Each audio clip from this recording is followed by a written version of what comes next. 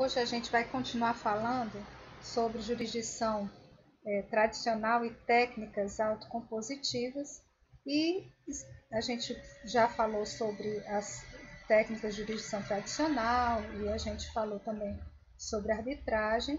Hoje a gente vai continuar falando sobre essas formas não adversariais, né? A gente já tinha falado um pouco, a gente já tinha falado sobre negociação, né?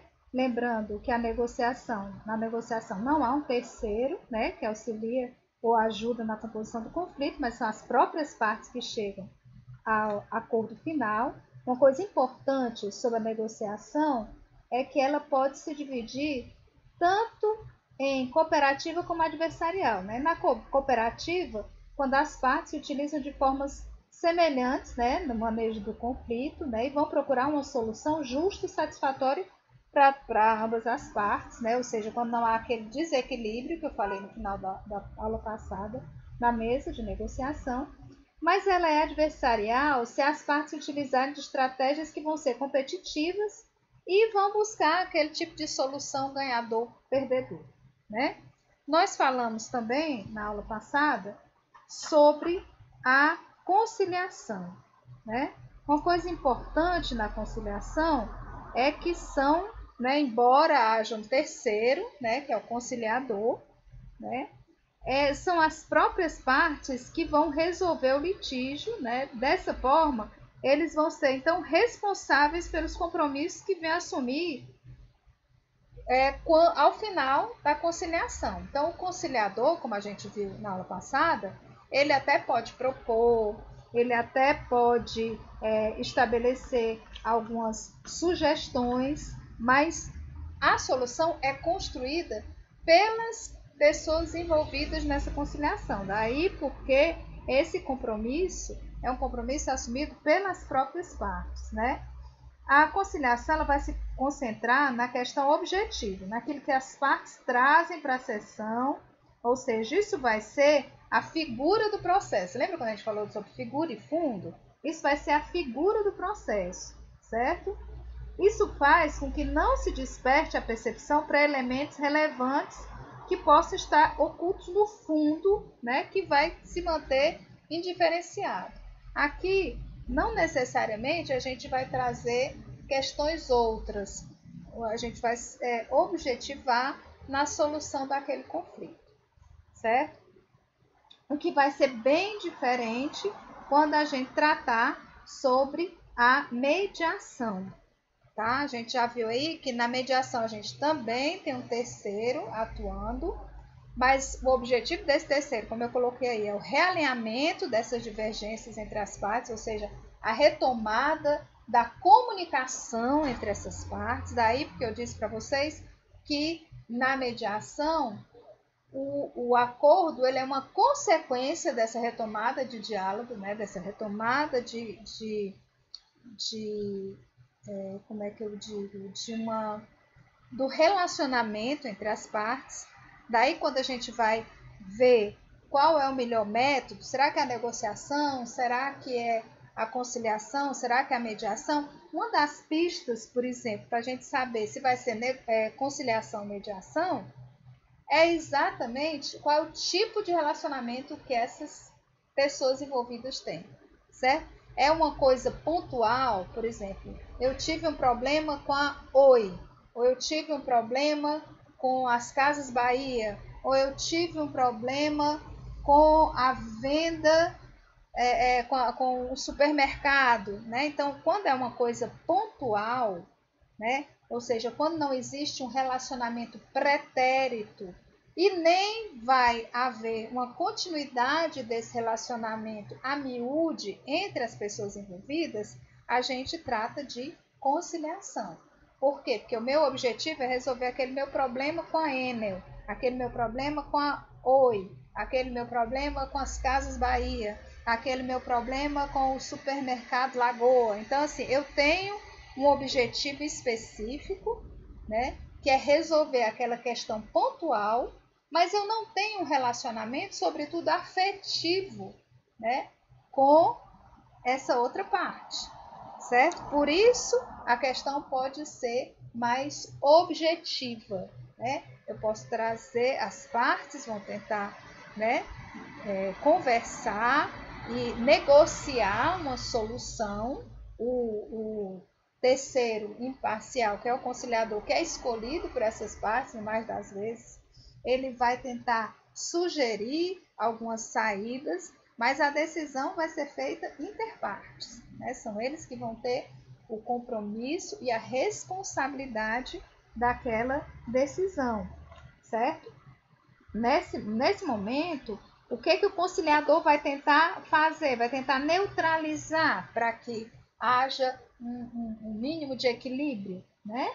Vai tentar neutralizar a luta pelo poder, certo? A ocultação involuntária ou não de erros, né? Muitas vezes por sentimento de culpa ou por sentimento de inferioridade. A dificuldade de comunicar os sentimentos por motivos emocionais, daí porque o conciliador ele pode ser um pouco mais, entre aspas, invasivo, né? Para tentar resolver essas questões, né? O aumento da intensidade das emoções negativas, né? Ele vai tentar neutralizar isso. Assim, né? Que tipo de sentimentos negativos ou de emoções negativas? Raiva, desprezo, inveja, né? Quando estas não forem substituídas rapidamente por outras que são positivas. Então, também é um papel do conciliador tentar substituir esses sentimentos, essas emoções negativas por outras que possam ser construtivas ou positivas, certo? Então, quando é que eu uso a conciliação? Quando eu não tenho uma relação continuada entre as partes, certo? E quando é que eu me utilizo da mediação? A mediação acontece quando já existe uma relação prévia ou continuada entre essas partes. Então, muitas vezes, né, uma das situações mais recorrentes na mediação são as questões que envolvem família, as questões que envolvem vizinhança, né? Por quê? Porque há uma relação prévia e haverá uma relação continuada entre as pessoas envolvidas. Elas vão continuar se vendo, elas vão continuar tendo que interagir. No mais das vezes, elas vão ter que continuar tendo um relacionamento a miúde, às vezes. Então, a melhor técnica é a mediação. Por quê? Porque a mediação ela é esse tipo de autocomposição assistida na qual os próprios envolvidos é que vão discutir e compor o conflito, mas na presença desse terceiro imparcial, que é o próprio mediador, que na verdade, nesse caso, ele não deve influenciar, não deve emitir juízos de valor e também não vai persuadir as pessoas nesse acordo, certo? Durante um processo de mediação, existe a preocupação de criar ou recriar esses vínculos, né? Ou seja, restabelecer um diálogo, né? Transformar e prevenir novos conflitos, certo? A mediação é uma forma adequada, né, de resolução de conflitos jurídicos, sem que exista a preocupação de dividir a justiça ou de ajustar o acordo com relação às disposições do direito positivo. Aqui se vai tentar, sobretudo, recompor o diálogo entre as pessoas envolvidas, recompor o relacionamento que em algum momento foi quebrado. Para isso, a gente tem muitas vezes que recorrer a opções que são opções muito mais emocionais e psicológicas do que jurídicas, porque eu vou tentar recompor uma relação. Para tentar recompor uma relação, o que é importante que aconteça? Que as pessoas não camuflem seus sentimentos. Você traz para a mesa de mediação tudo que você é. Você deve trazer com todas as suas frustrações, com todas as suas angústias. O momento da mediação é um momento em que você vai se desnudar, ou poder se desnudar para efetivamente conseguir uma solução que seja satisfatória.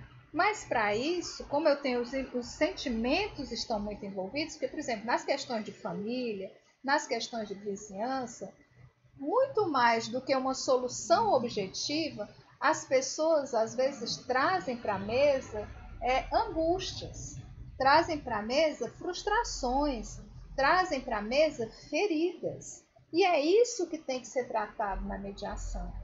Daí porque o mediador nem precisa ser um operador do direito, né? Ele pode ser um administrador, ele pode ser um psicólogo, ou ele pode ser simplesmente uma pessoa que tem esse dom de composição, né? De pacificação, mesmo que não tenha uma formação, né? Então, na mediação, o que principalmente se deve buscar é achar qual é o conflito real, porque muitas vezes o que chega na mesa de mediação é o conflito aparente, né? É a dona Maria que está pedindo o aumento da pensão alimentícia para os filhos, né? Mas que no fundo, né, quando se começa a conversar, quando se começa a colocar os sentimentos na mesa, o problema não é que houve qualquer tipo de mudança na necessidade dos filhos. O que acontece muitas vezes é que ela está dolorida porque o seu João vai casar de novo, né? Ou seja, ele recompôs a vida emocional que ela não teve a chance de fazer. Então, aqui o problema real não é a necessidade pecuniária dos filhos que mudou ou que se alterou, né? Aqui o problema é mais profundo. É a questão emocional de que novamente ela está se sentindo, entre aspas, traída, porque ele recompôs a vida dele e ela não recompôs a dela, né? Então, a motivação aí é uma motivação completamente diferente da que se levaria numa questão de agravamento, né, da pensão alimentícia, certo? É uma questão emocional. E aí, quando você vai ver, é como se você estivesse descascando uma cebola, né? Você tem várias camadas, você vai descascar várias camadas até muitas vezes chegar no problema real. E o mediador tem que ter essa sensibilidade de, através do processo certo, do mecanismo certo, das perguntas certas, poder abrir esse caminho para que as partes possam se desnudar e resolver o que realmente importa. Às vezes, numa mesa de mediação, não se sai com um acordo que diz assim: ah, fulano agora vai fazer isso, fulano agora vai fazer aquilo. Às vezes não é o fazer. Às vezes a única coisa que a outra pessoa realmente quer, realmente sentiu falta, foi às vezes só do pedido de desculpas ou do reconhecimento de que agiu de uma maneira equivocada. Então, isso não está escrito na lei, gente. Você não tem uma lei lhe obrigando a reconhecer o erro, a um pedido genuíno de desculpas, né?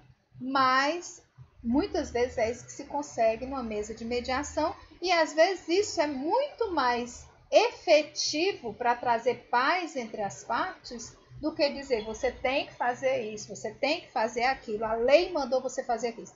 Numa mesa de mediação nem se fala inclusive de lei nem de direito. Não se traz à tona isso. O que se traz à tona? As questões que vão poder fazer com que as partes se coloquem as suas angústias, coloquem, sobretudo, que o outro seja ouvido, que ambos sejam ouvidos. Numa mesa de mediação, a principal atividade é a atividade de escutar o outro, de escutar o outro nas suas razões, nas suas angústias, nos seus desejos. E ambas as partes, ou todas as partes, que às vezes você tem mais de duas partes envolvidas numa questão como essa, vão ter essa oportunidade de expor o que os aflige, expor o que lhes magoou, expor o que lhes fez ficar tão angustiado que os levou a quase um processo judicial, né? Aqui a gente está falando de uma situação que acontece antes do processo, né? Ela pode ser pré-processual, ela pode ser endoprocessual e às vezes ela até é extrajudicial.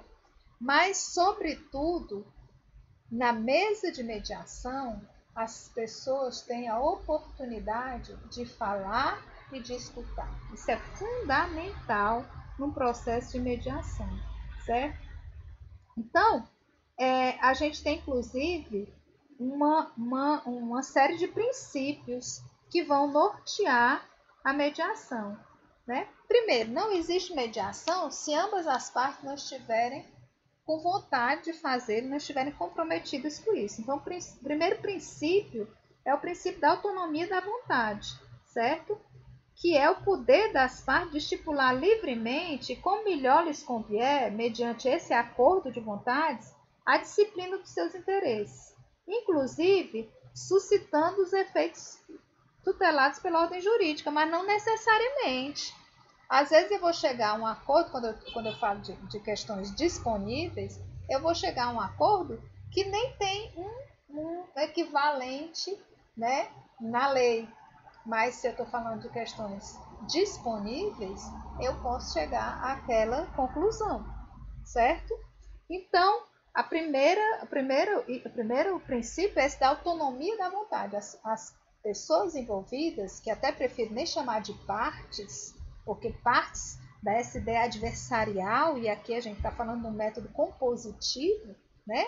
Cooperativo. Então, as pessoas envolvidas nesse conflito, elas vão ter que estar lá de livre e espontânea vontade, né? Então, é o princípio da autonomia da vontade. O segundo princípio, gente, é da não adversariedade, desculpa. Diferentemente do que ocorre nas demais demandas judiciais, quando se utiliza a mediação como forma de solucionar conflitos, não há esse espírito de ganhador e perdedor, visto que as partes envolvidas se dispõem conjuntamente a encontrar uma solução para aquelas questões, certo? Então, aqui é essa ideia de vamos cooperar, vamos ver o que pode ser feito para que ambos ganhem. Aqui é o ganha-ganha, certo? A ideia de que ambos vão ganhar. E, sobretudo, ambos vão ganhar porque os canais de comunicação vão ser desobstruídos ou podem ser desobstruídos a partir da mediação, certo? O terceiro princípio é o princípio da presença do terceiro neutro e imparcial. Então, embora ele seja um terceiro interventor, a ideia é que ele seja neutro e imparcial. Ele pode ser, inclusive, um terceiro escolhido pelas próprias pessoas, né? Ou então, quando as pessoas vão para uma casa de mediação ou vão para um núcleo de mediação, eles deixam claro que estão entendendo que aquela terceira pessoa está ali não para dar a solução. A solução vai ser construída entre os envolvidos, mas para facilitar essa linguagem, certo? Então, a finalidade desse terceiro é auxiliar as partes, o quê? Primeiro, identificar qual é o problema real e não o problema aparente, discutir entre eles, ou seja, permitir que eles reabram esse canal de comunicação através do diálogo, através da escuta do outro, né? Resolver as questões do conflito, né? Buscando transformar o adversário, aquele que chegou como adversário, né? Num partícipe, num cooperador, né? Conduzindo um termo de entendimento para que as pessoas obtenham a satisfação mútua do que chegou como litígio, certo? Não é um procedimento de forma nenhuma impositivo, certo? Então, o mediador não tem qualquer poder de decisão. Então, ali ele vai estar como um terceiro que vai auxiliar, principalmente para tirar o ruído daquela relação, certo? Então, muitas vezes a pessoa chega numa mediação e ela só tem, quando ela vai para falar sobre a outra pessoa, ela só tem coisas que parecem ruins no primeiro visto, né? A dizer do outro. Então, qual é o papel do mediador? É, sem aumentar, sem tirar e sem dourar a pílula, ele vai tentar refazer, né, ou propor naquele diálogo características positivas que ele vai encontrar da fala de um e de outro, certo? Porque muitas vezes existe essa coisa positiva, mas as pessoas estão tão desgastadas que elas não conseguem mais ver, elas não conseguem mais perceber isso.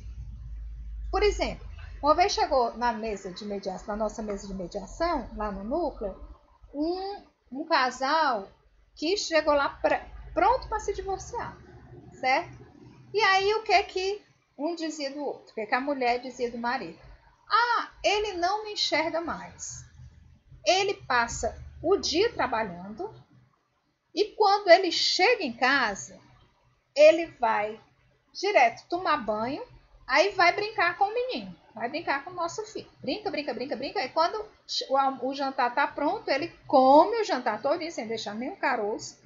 E depois vai ligar para a mãe dele. E depois ele vai brincar com o menino o dia todo, toda a vida desse jeito. No final de semana ele acha pouco, aí vai lá ver a mãe dele, porque todo final de semana tem que ir lá ver a mãe dele.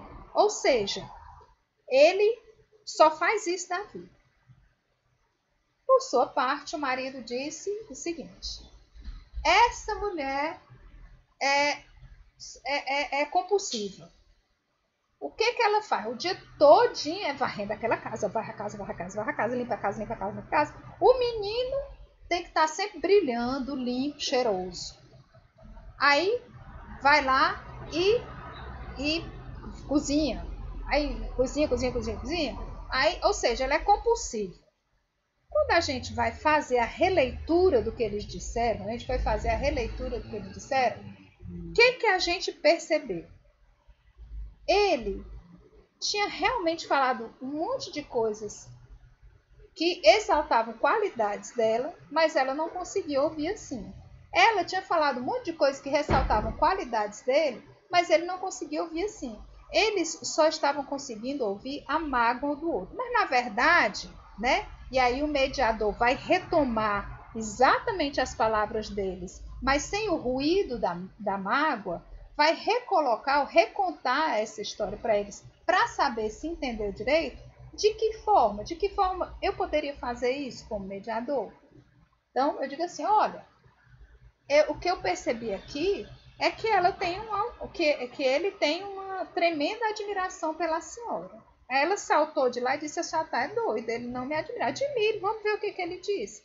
Ele disse que a senhora é uma excelente dona de casa, que a sua casa está sempre brilhando, porque a senhora é uma senhora responsável, boa dona de casa, a casa está sempre arrumada, que a senhora é uma mãe maravilhosa e amantíssima, porque o seu filho está sempre bem cuidado, está sempre a salvo, está sempre saudável. Ele disse, inclusive, que a senhora é uma excelente cozinheira. Na verdade, isso ele disse demonstrando as suas próprias palavras. A senhora disse, ele quando vai jantar, come tudo e não deixa nem um caroço. Gente, ninguém come tudo sem deixar nem um caroço se a comida for ruim, não. Por outro lado, o que ela disse dele? Minha senhora, a senhora falou inúmeras qualidades dele. Ele disse, não, ela não me elogiou em nada. Aí você vai retomar o que ela disse. O que ela disse dele? Ela disse dele que ele é um homem extremamente trabalhador, que ele é responsável como dentro da estrutura deles como provedor da casa, que ele não falta o serviço, que ele é um pai maravilhoso, porque enquanto vários homens chegam em casa do trabalho, se colocam diante da televisão com as pernas para cima, ele corre para brincar com o filho, para dar o tempo, mesmo que seja um tempo que ele poderia estar tirando para descansar, porque trabalha o dia inteiro, ele está tirando desse tempo de descanso para se envolver com o filho. Então, ela está dizendo que ele é um ótimo pai. E está dizendo ainda que ele é um ótimo filho. Por quê? Porque apesar de viver longe da mãe, em outra casa, ele continua se preocupando com essa mãe, ele continua se dedicando a essa mãe e costumo dizer os terapeutas que um bom filho acaba sendo um bom marido. Então, na verdade, o que o mediador fez? Ele acabou por retirar o ruído da fala deles e fazer com que eles entendessem que o que eles estavam achando que era uma crítica, na verdade, é uma exaltação das qualidades que cada um tem, mas que eles tinham deixado de perceber um no outro. Então, o olhar sobre o outro se torna diferente e isso facilita na hora deles próprios construírem um acordo. Por quê? Porque agora eles já estão desarmados daquele ruído. Eles estão desarmados daquela visão crítica, criando possibilidade de efetivamente ouvir, escutar o que o outro tem a dizer. Perceba que em momento nenhum o mediador aumentou a história. Ele recontou a história sem o ruído, né? Que isso é uma das importantes técnicas de mediação, né? Uma outra característica que a gente tem é o princípio da autonomia das decisões e da autocomposição, né? Então, o mediador vai facilitar a comunicação, vai estimular o diálogo, né? Vai, através dessa escuta ativa, muitas vezes, e dessa recontagem, né? Ou recontação dos fatos, né? Possibilitar a retomada desse diálogo, né? E aí vai auxiliar na resolução dos conflitos, porque possibilitou essa interação, ou essa reinteração entre as pessoas envolvidas. Mas ele não vai decidir. Quem vai decidir, quem vai criar a solução são as pessoas envolvidas. O mediador, inclusive, como eu disse para você, não vai nem sugerir. Aqui ele só vai facilitar o diálogo através de várias técnicas, né, que acontecem para isso, né? O outro princípio é o da não competitividade, da consensualidade na resolução do conflito. Aqui, o mediador vai buscar que as partes, ao contrário do que acontece nas demandas judiciais, busquem aprimorar esse diálogo equivalente entre eles, né? O que se busca é um acordo mútuo que vai acarretar, muitas vezes, concessões de ambos, certo? Mas também vai afastar esse sentimento de competitividade. Por quê?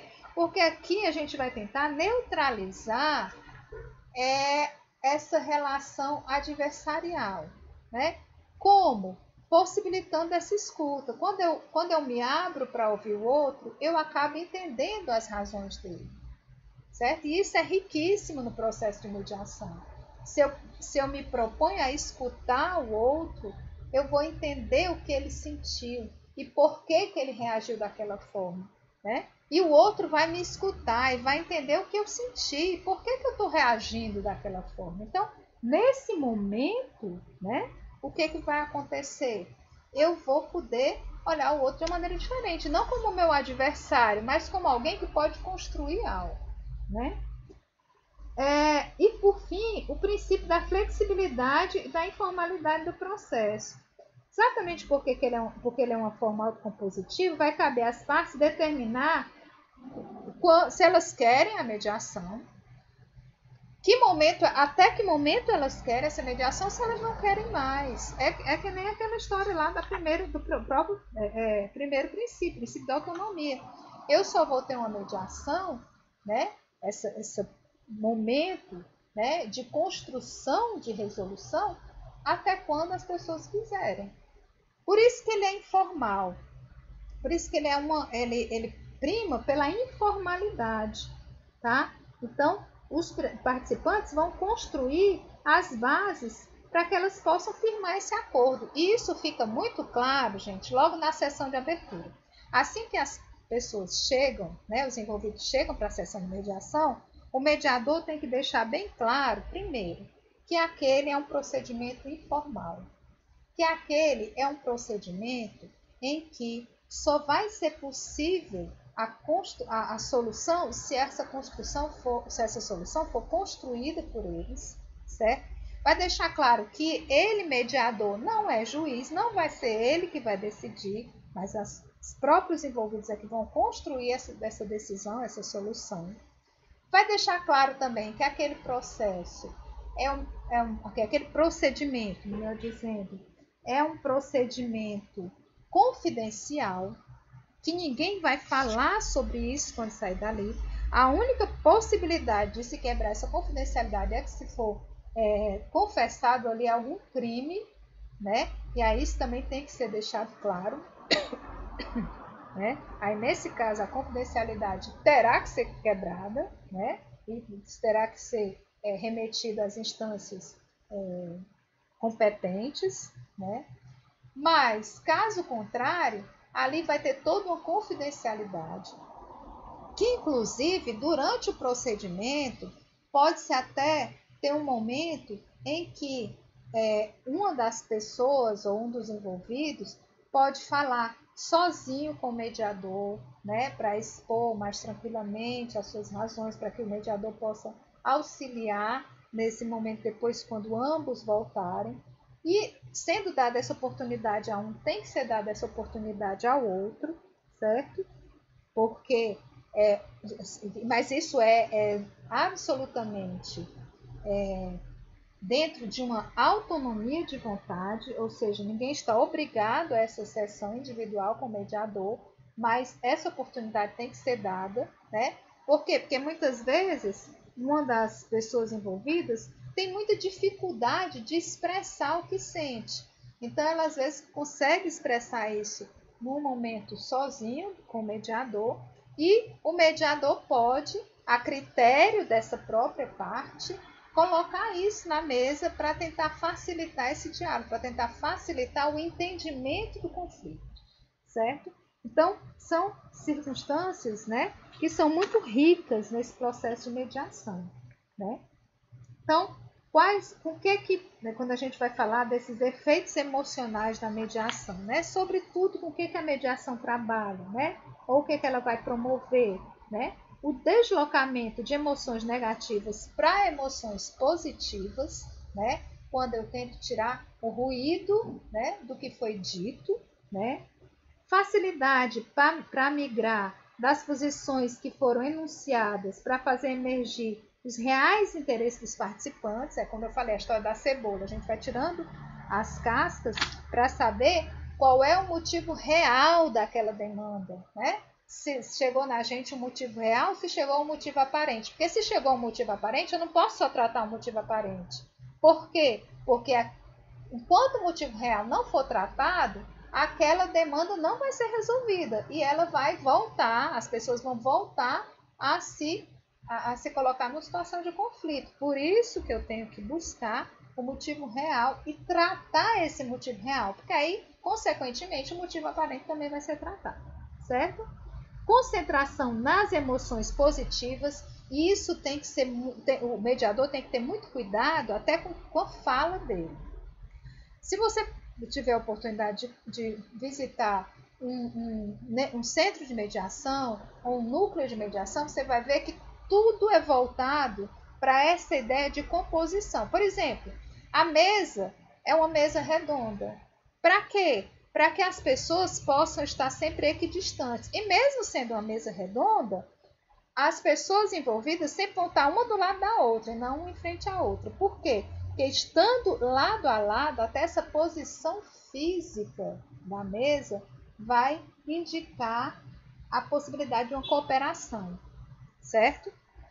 Então, além do que, quando o mediador vai falar, quando ele vai recontar a história, como eu fiz aqui, né, na dramatização, né, que eu fiz aqui para vocês, por exemplo, se a mulher disser assim, ele abandonou lá.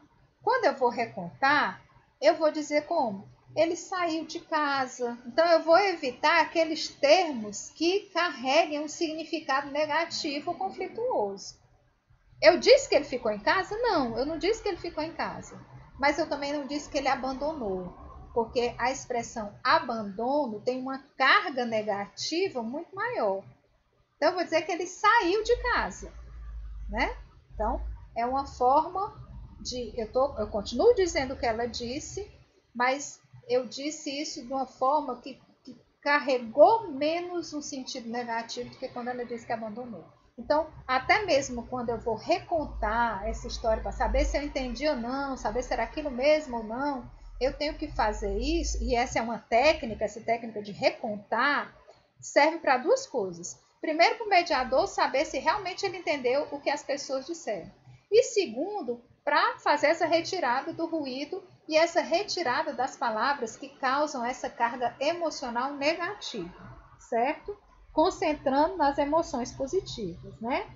E fazendo um desenho do futuro com base no sucesso das ações que estão relacionadas aí com essas emoções. Então, eu vou focalizar no boom. Eu vou trabalhar para construir esse boom, né? O resultado dessa estratégia vai ser o que então? O apaziguamento, né? O que não significa uma reconciliação ou reatamento das relações. Às vezes a gente não vai conseguir isso, né? Mas a permanência de uma, por exemplo, entre aspas, inimizade, não vai implicar na continuidade do conflito, né? Desde que haja uma cooperação, né, para superar esse conflito em benefício das partes. Mas aqui o importante é que a figura deixe de ser necessariamente a queixa, né? E pode se deslocar para outros interesses das pessoas envolvidas, dos chamados mediandos, né?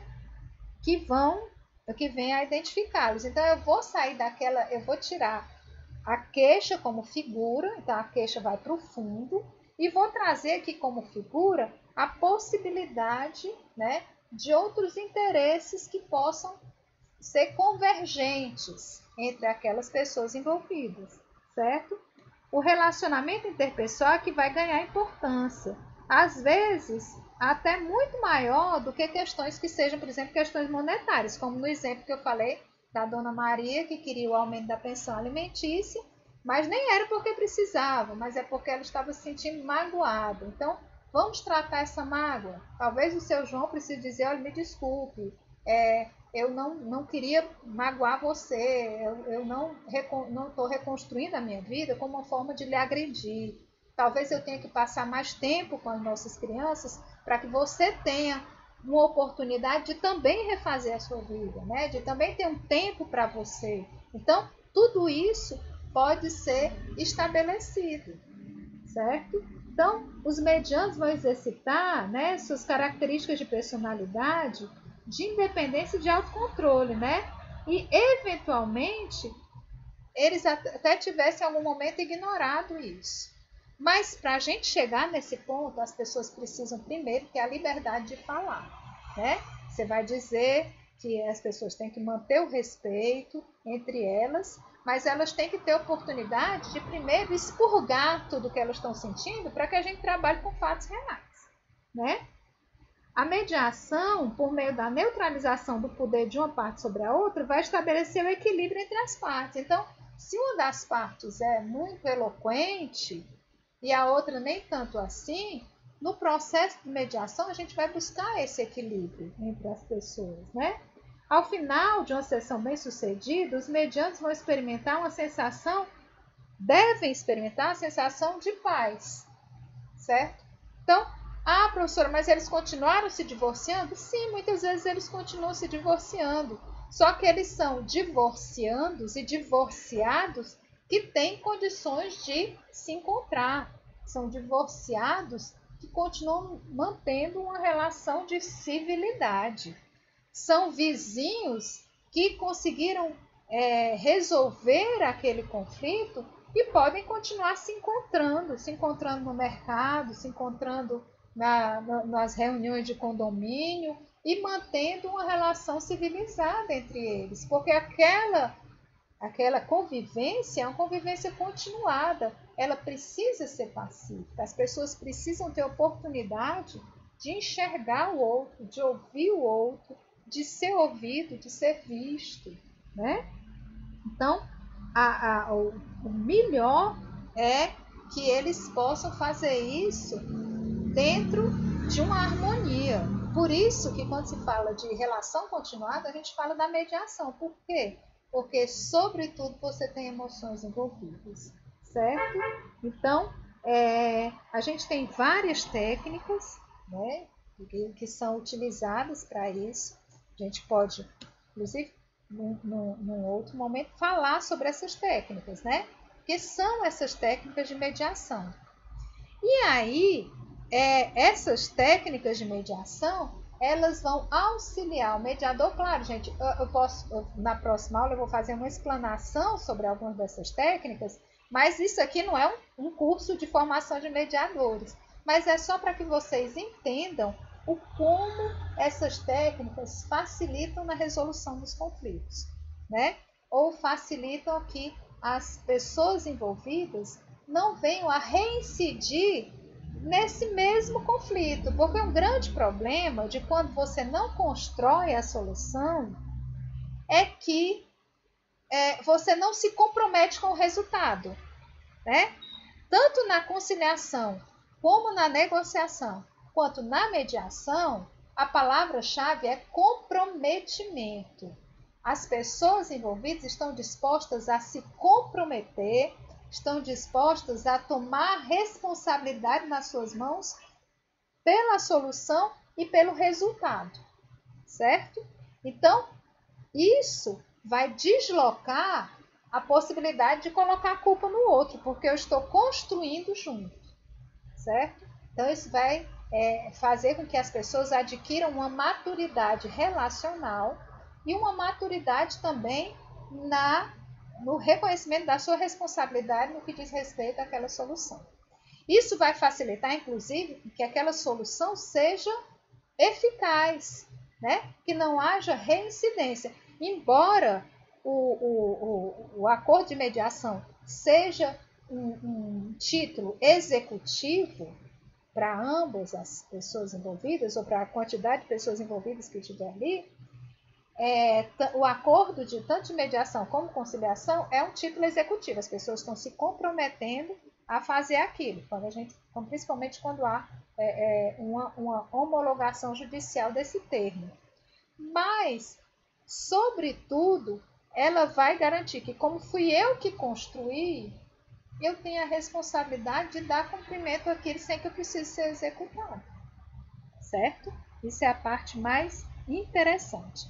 Então, a gente vai abrir na próxima aula um momento para falar sobre algumas dessas técnicas de mediação, né? Aprofundar alguns desses princípios, para que a gente se familiarize e até para entusiasmar vocês a multiplicar, né, essa forma de solução de conflitos, que ela pode acontecer, gente, de várias maneiras, inclusive de maneira informal, né? A gente, por exemplo, no projeto Dialogar, tem várias ações voltadas para isso. Uma delas é que a gente não teve a oportunidade de fazer esse ano, por causa da questão do distanciamento social, mas é a possibilidade de mediação nas escolas, né? Como uma forma de resolução de conflitos. De cima para baixo? Não. Qual é a nossa ideia no projeto? Alunos mediando alunos, professores mediando professores, funcionários mediando funcionários. Por quê? Porque aí eu não vou estar me sentindo pressionado por uma autoridade que está distante da minha realidade como mediando, certo? Então, a gente pode até falar sobre isso na próxima aula. Obrigada! E na próxima aula a gente continua falando um pouquinho sobre mediação e sobre as técnicas de mediação e de conciliação. Fiquem bem, fiquem em paz.